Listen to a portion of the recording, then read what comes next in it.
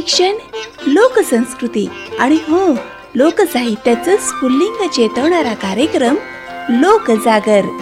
लोकजागर.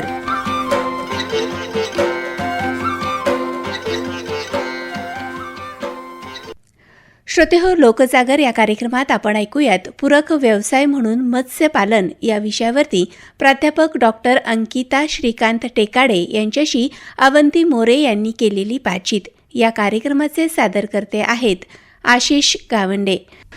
नमस्कार श्रोतेहो, आजच्या लोकजागर या कार्यक्रमात मी आपली रेडिओ मैत्रीण अवंती मोरे आपणा सगळ्यांचं मनपूर्वक स्वागत करते.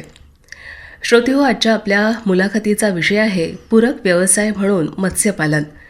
शेतीसोबतच उत्पन्नाचं अतिरिक्त स्रोत निर्माण करण्यासाठी मत्स्यपालन हा एक अत्यंत उपयुक्त आणि वाढता व्यवसाय ठरत आहे.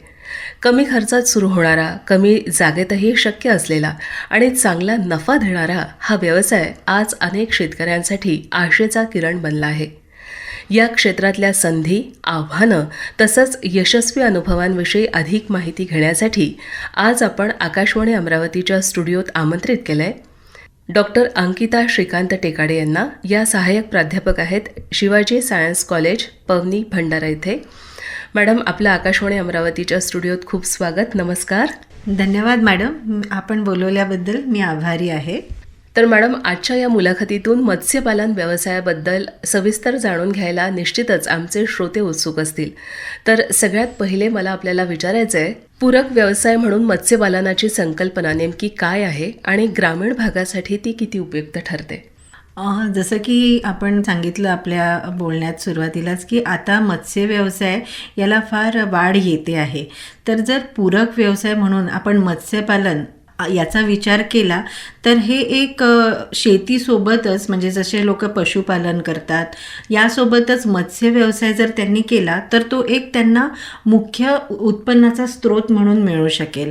जसं की आपण भात शेती करतात पुष्कळ लोक, तर त्याच्यासोबतच जर आपण मत्स्यपालन केलं तर त्यांची भात शेती पण होईल आणि त्यासोबत त्यांना मत्स्य व्यवसाय हा जर त्यांनी केला तर तो पण त्यांना एक अधिक उत्पन्नाचा म्हणजे एक साधन त्यांना जोडीस होऊन जाईल. त्यासाठी शेतकरी शेतीसोबत मत्स्यपालन करून कमी गुंतवणुकीत जास्ती नफा पण मिळवू शकतो, जेणेकरून जे उपलब्ध पाणी आहे किंवा जमीन आहे त्यांच्याजवळ त्याचा पण योग्य वापर त्यामुळे होऊ शकतो. मला आता आपल्याला जोडून हेच विचारायचं होतं की म्हणजे हा जोड व्यवसाय पण असा होऊ शकतो. जसं आता आपण म्हणतो वहिवाटीचा मार्ग जसा असा एक म्हटला जातो की शेती करतोय तर नंतरच्या ह्याच्यात त्याला पूरक व्यवसाय तर कुक्कुटपालन हे नेहमी ऐकल्या जातं. पण आता हा मत्स्यपालन हा एक नवीन प्रकार लोकांच्या लक्षात येतो आहे किंवा ही पण एक आपल्यासाठी एक नवीन संधी असू शकते व्यवसायाची, उत्पन्नाची पण. तर शेतीसोबत मत्स्यपालन जोडल्यास शेतकऱ्यांना कोणते अतिरिक्त फायदे मिळू शकतात असं आपल्याला वाटतं? शेतीसोबत जर आपण मत्स्य व्यवसाय केला तर तो एक दुहेरी उत्पन्नाचा स्रोत आपल्याला बनू शकतो. ठीक आहे, शेतीसाठी वापरलेलं पाणी आपण हे मत्स्यपालनासाठीही उपयोगात आणू शकतो. त्याच्यानंतर तलावातील जे पाणी आहे जसं सेंद्रिय घटकांनी समृद्ध असतं त्यामुळे ते शेतीसाठी एका खतासारखं काम करतं. तसंच जे माशांची विष्ठा असते आणि जो त्यांचा उरलेला आहार असतो हे सुद्धा पाण्यात नैसर्गिक खत तयार करतात. त्यामुळे जे शेतात वापरल्यास आपण ते रासायनिक खतांचा जो खर्च असतो तो शेतकऱ्यांना कमी होऊ शकतो आणि त्यामुळे पाण्यातील जे पोषक तत्व आहे ते पण वाढू शकतात, ज्याचा फायदा पिकांना पण होतो आणि सोबतच त्यांना उत्पन्न पण चांगलं मिळेल. मत्स्यपालनासाठी जसं आपण म्हणालात की त्यांचा जो आहार आहे तो खत निर्मितीमध्ये पण होऊ शकतो. तर रासायनिक खतांच्या ऐवजी ही नैसर्गिक खत आपल्याला उपलब्ध मिळू शकतं. अरे वा. मॅडम, आता आपण विचार केला तर विदर्भ म्हटला तर उष्मांक आणि गरमी आणि या सगळ्या गोष्टी आहेत. मग अशा परिस्थितीत विदर्भासारख्या भागात मत्स्यपालनासाठी कोणत्या प्रजाती अधिक योग्य ठरतात? आता विदर्भामध्ये आपण बघू शकतो की उष्ण तापमान आहे. ठीक आहे, तर या भागासाठी ज्या जलद वाढणाऱ्या आहे आणि स्थानिक हवामानात सहनशील आणि बाजारात मागणी असलेल्या अशा प्रजाती निवडणं खूप महत्त्वाचं आहे. जसं की आपण आपल्याकडे मुख्यतः भारतीय मेजर कार्प जे आहे, ज्याला आपण इंडियन मेजर कार्प पण म्हणू शकतो, अशा प्रजातींचा निवड आपण जास्ती करून करायला हवा. जसा की कटला, रोहू, मृगल हे असे मासे आहे जे स्थानिक वातावरणात सहज वाढतात. त्यांची वाढ ही 8 ते 12 महिन्यात एका विक्रीयोग्य परिस्थितीत येते आणि बाजारात त्याला चांगली मागणी देखील आहे. आणि आपण या माशांचं असं आहे की आपण यांचं पॉलिकल्चर पण करू शकतो. म्हणजे कटला, रोहू आणि मृगल हे मासे असे आहेत जे पाण्याच्या वेगवेगळ्या स्तरावर आहार घेतात. म्हणजे कटला हा सरफेसवर घेईल, रोहू हा मध्यम भागी घेईल आणि मृगल हा पाण्याच्या तळाशी जे आहार आहे ते घेईल. त्यामुळे त्यांच्यामध्ये कॉम्पिटिशन येत नाही, फीड कॉम्पिटिशन. त्यामुळे आहार पण त्यांना संतुलित भेटतो, प्लस आपल्याला त्याचं क्रॉप पण चांगल्या प्रकारे घेता येतं. नैसर्गिकरित्या ते मासेच आपलं वर्गीकरण करून घेतात की वरच्या थराला कोण, मधल्या थराला कोण आणि खालच्या थराला कोण. अरे वा. मॅडम, आता आपण बोललात तर त्याच्यात एक टर्म आली की पॉलिकल्चर. तर पॉलिकल्चर हा जो शब्द आहे तो काय आहे? पॉलिकल्चर म्हणजे आपण कटला, रोहू आणि मृगल हे तिन्ही एकत्र एका तळ्यामध्ये आपण त्यांचं कल्चर करू शकतो. आता तिलापिया सुद्धा कल्चर करतात, पण तिलापिया हा आपण असा मासा आहे जो मोनोसेक्स तिलापिया आपण करू शकतो. म्हणजे एकलिंगी कल्चरच त्याचं आपण करू शकतो, कारण त्याचं जे प्रजनन आहे ते जास्ती होतं. अच्छा. ॲज कम्पेअर्ड टू कटला, रोहू, मृगल हे जास्ती प्रमाणात, यांच्या कम्पॅरिझनमध्ये तिलापिया जो आहे हा जास्ती प्रजनन करतो. त्याच्यामुळे त्यांची संख्या जास्ती वाढ होते आणि मग ते पर्यावरणास उपयुक्त नाही आहे. अच्छा. त्यामुळे आपण तिलापिया जर कल्चर करायचं आहे तर आपल्याला त्यासाठी परवानगी घ्यावी लागते शासनाकडनं आणि मगच आपण तो तिलापिया फिश जो आहे तो कल्चर करू शकतो. आणि याचं सीड सुद्धा RGCA जे आहे, राजीव गांधी ॲक्वाकल्चर सेंटर, यांच्याकडनं आपण याचं सीड जे आहे ते मिळवून घेऊ शकतो. मला आणखीन पुढे असं आपल्याला विचारायचं की मत्स्यपालन सुरू करण्यासाठी किमान पायाभूत सुविधा कोणत्या आवश्यक असतात? म्हणजे शेतकऱ्यांना असं वाटत असेल की आपण हे करायला पाहिजे, चांगली आहे ही संधी, होऊ शकते आपल्यासाठी, पण मग पायाभूत सुविधा काय लागतील, त्यांना आपण काय सांगाल? हा एक महत्वाचा प्रश्न आहे, कारण मत्स्यपालन सुरू करण्यासाठी तुमच्याकडे काही मूलभूत सुविधा असणे हे आवश्यकच आहे. सर्वप्रथम म्हणजे योग्य जलस्रोत पाहिजे. म्हणजे जिथे तलाव, शेततळे आणि पाण्याची सतत उपलब्धता आहे अशा ठिकाणी आपण करू शकतो. त्यानंतर पाण्याची गुणवत्ता चांगली असणे खूप गरजेचं आहे. त्या पाण्यात व्यवस्थित ऑक्सिजन असणं, त्याचं pH असणं, त्याचं तापमान मेंटेन करणं, ह्या सगळ्या गोष्टी आपल्या हातात आहे आणि आपण त्या मेंटेन करायला हव्या. त्यानंतर तलावाची योग्य रचना, बांधकाम, त्याची पाणी साठवण, त्याच्यानंतर पाणी सोडण्याची व्यवस्था, त्यानंतर पाणी गळती जे होते पुष्कळदा आपल्या पॉन्डमधनं पाणी साठवून राहत नाही, पाणी साठवून ठेवण्याची क्षमता कमी राहते, तर अशा वेळेस ते पण आधी बघून घेणं गरजेचं आहे. तर यासाठी आपल्याला काही लॅब्स ज्या असतात त्याच्याकडनं आपण सॉईल आणि वॉटर टेस्टिंग आधी करून घ्यायची की आपलं पाणी व्यवस्थित पर्यावरणासाठी पुरेसं आहे की नाही, त्याच्यानंतर सॉईलची क्वालिटी चांगली आहे की नाही हे आपल्याला माहीत असणे आवश्यक आहे.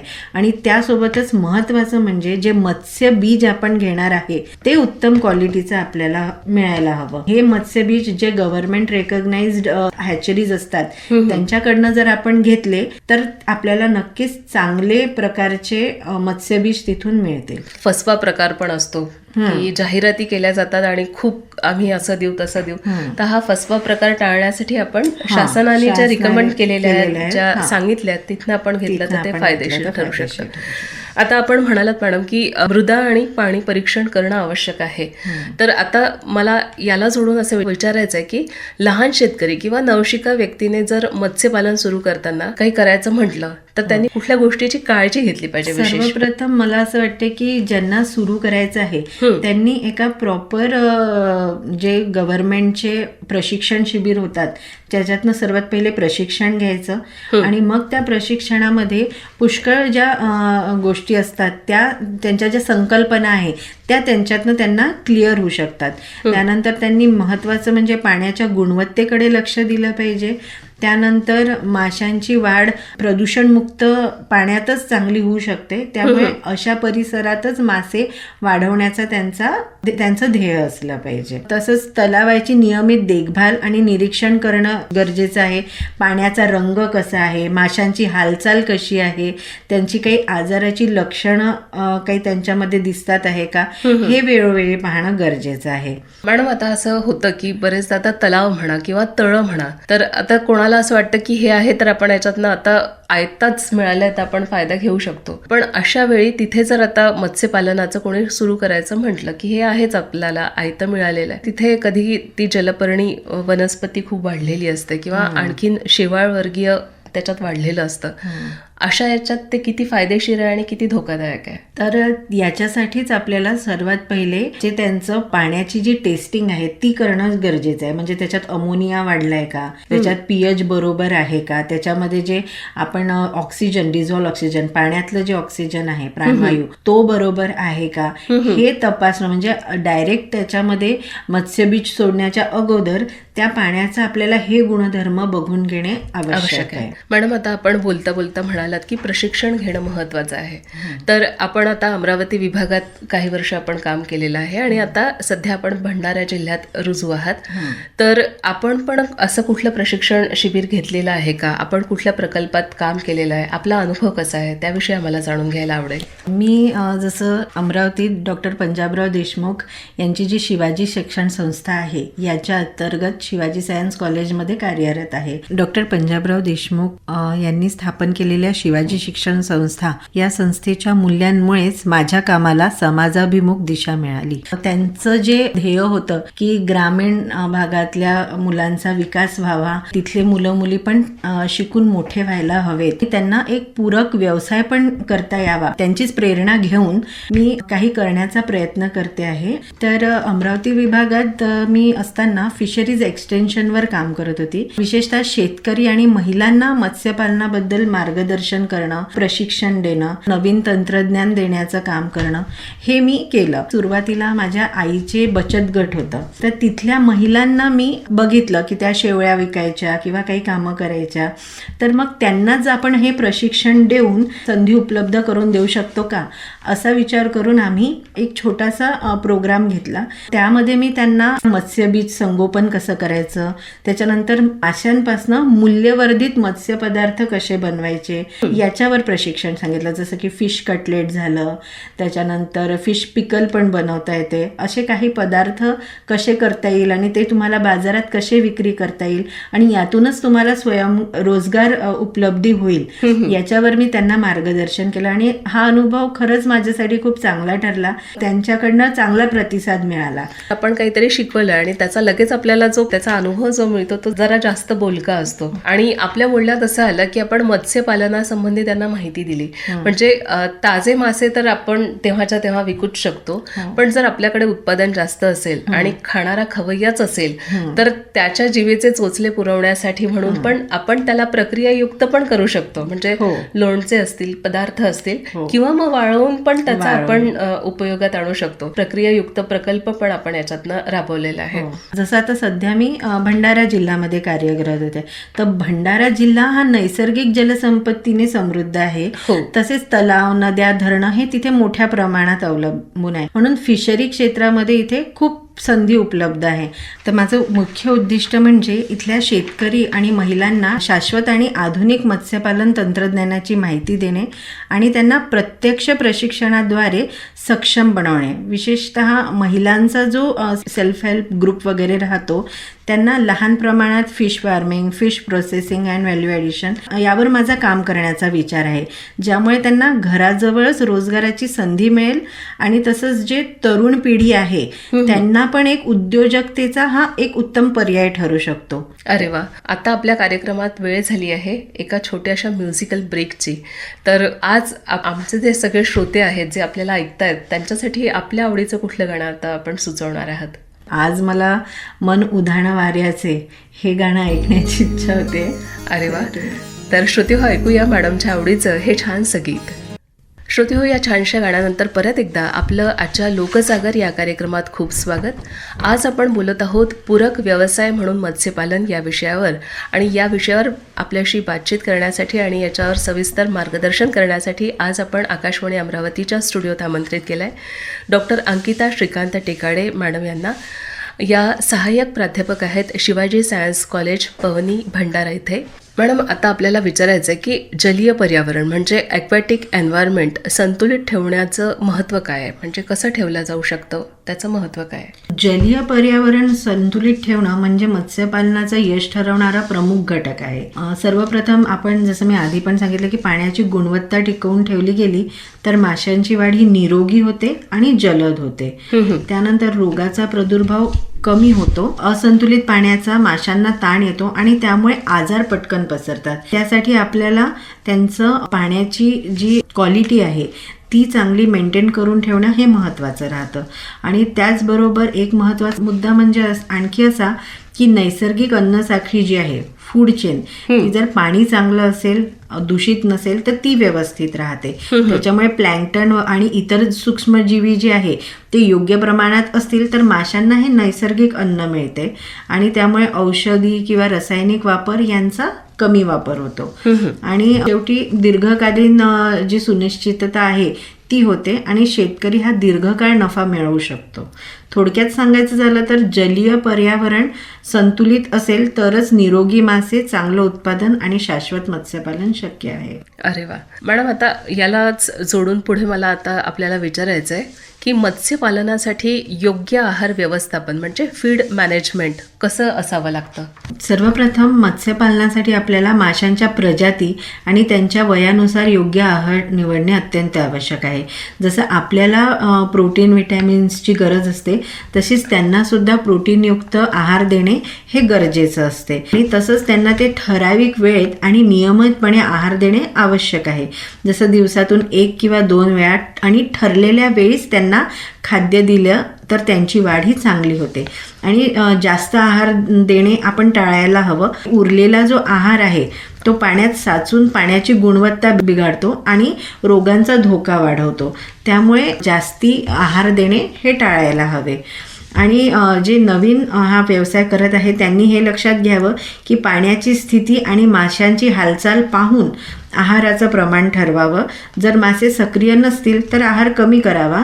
आणि संतुलित आणि पौष्टिक खाद्य वापरणे ज्यामध्ये प्रथिने, जीवनसत्वे आणि खनिजे योग्य प्रमाणात आहे तसेच खाद्य त्यांना वापरलं तर त्यांचं उत्पादन तुम्हाला नक्कीच चांगलं मिळेल. मॅडम, आता याला जोडूनच आणखी एक प्रश्न असा येतो आहे मनात. मत्स्यपालन करताना माशांसाठीचा जो आहार आहे तो प्रथिनयुक्त असला पाहिजे वगैरे वगैरे, तर हा आहार कसा निवडावा आणि कुठनं घ्यावा?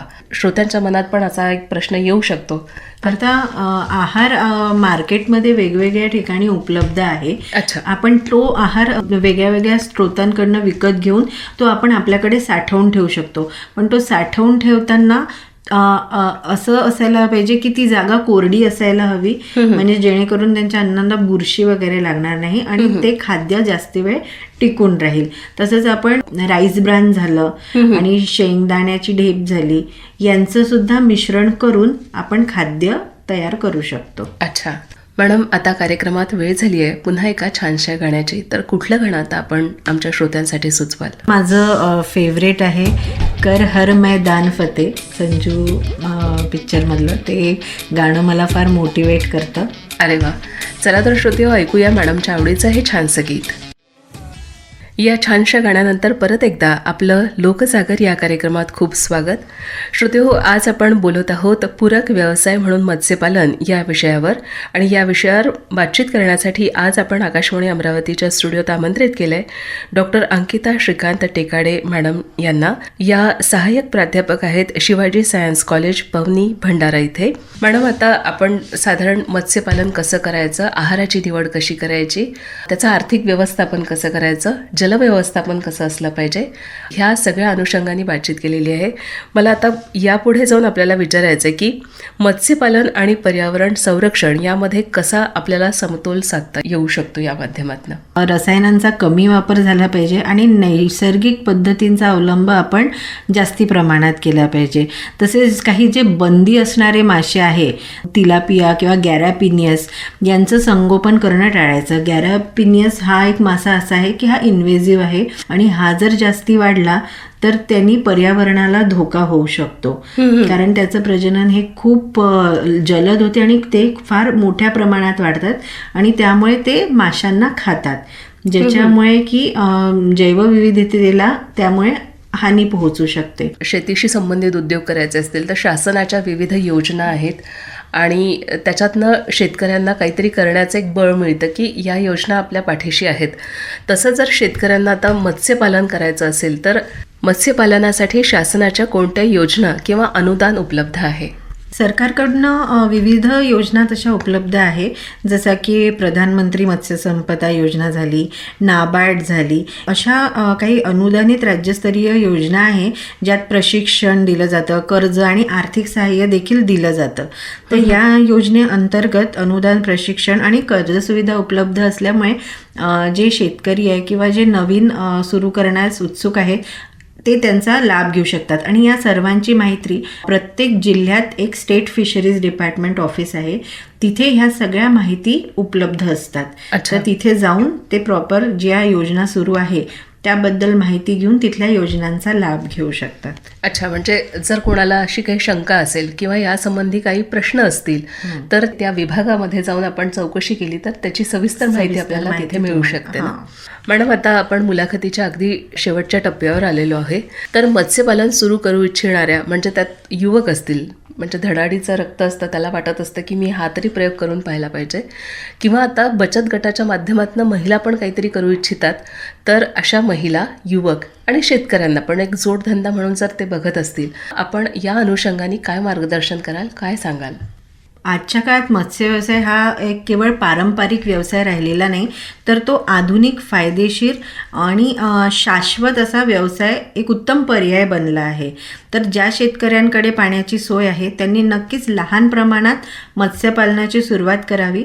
सुरुवातीला भले कमी गुंतवणुकीत हा व्यवसाय सुरू केला तरी चालेल, पण कमी गुंतवणुकीत तोटा होण्याचा शक्यता कमी असते, त्यामुळे अशी सुरुवात करावी. त्यानंतर जे काही मुलं मुली उत्सुक आहे त्यांनी झूलॉजी, फिशरीज असे अभ्यासक्रम निवडले तर त्यांना अजून त्यातलं सखोल ज्ञान मिळेल आणि ते एक चांगलं प्रोडक्टिव्ह त्याच्यातनं काहीतरी उत्पन्न काढून पुढचं तंत्रज्ञानाला विकसित करू शकतील. म्हणजे त्यांचा पाया चांगला भरभक्कम होईल अभ्यासाच्या माध्यमातून आणि प्रत्यक्ष जेव्हा करायला जातील प्रॅक्टिकल, तेव्हा त्यांना त्याचा निश्चित लाभ मिळेल. माझं सर्वांना हे पण मार्गदर्शन आहे की कोणताही सुरू करण्यापूर्वी 12वी पर्यंत जरी शिकले तरी एक प्रॉपर प्रशिक्षण घेऊन तुम्ही हा व्यवसाय सुरू करू शकता. आणि ज्या बचत गटाच्या बाया आहे त्यांना जर त्यांनी सुद्धा हे असे प्रशिक्षण घेतले तर त्याच्यातून त्यांना बऱ्याच योजनांची माहिती मिळेल. त्यानंतर पुष्कळ त्यांना जे प्रॅक्टिकल अनुभव घ्यायचे आहे ते पण त्याच्यातनं घेता येईल आणि ते मग एक चांगल्या सफल योजनेकडे त्यांची वाटचाल होईल. आणि जसं की आपण हे पण बघतो की आपल्याकडे जनरली चिकन, मटन ह्याकडे जे नॉनव्हेज खातात ते वळले आहे, पण जर आपण व्हाईट मीट म्हणजे फिश हे जर आपण खाल्लं तर हे नक्कीच आहारासाठी चांगले आहे, जसे की महिलांसाठी चांगले आहे. त्यानंतर जर प्रेग्नंट वुमन असेल तिने जर फिशचं सेवन केलं तर नक्कीच तिच्या बाळाच्या ब्रेन डेव्हलपमेंटसाठी याचा फायदा होतो.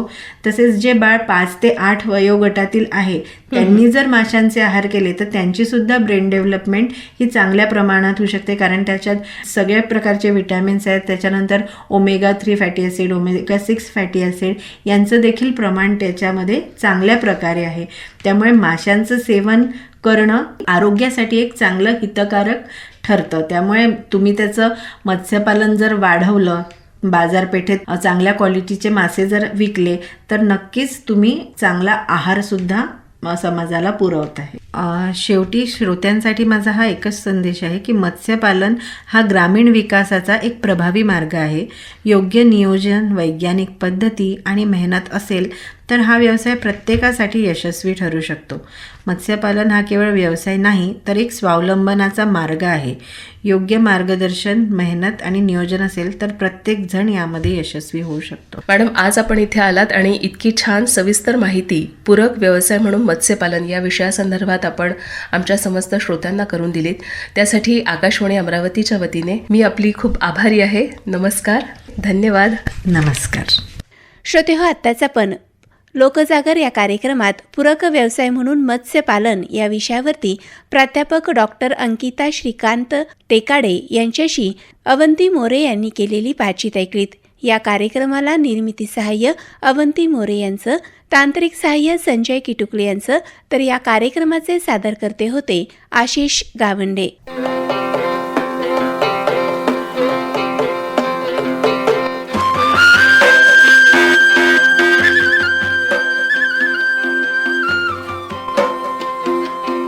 लोकशिक्षण, लोकसंस्कृती आणि हो, लोकसाहित्याचं स्फुल्लिंग चेतवणारा कार्यक्रम लोकजागर.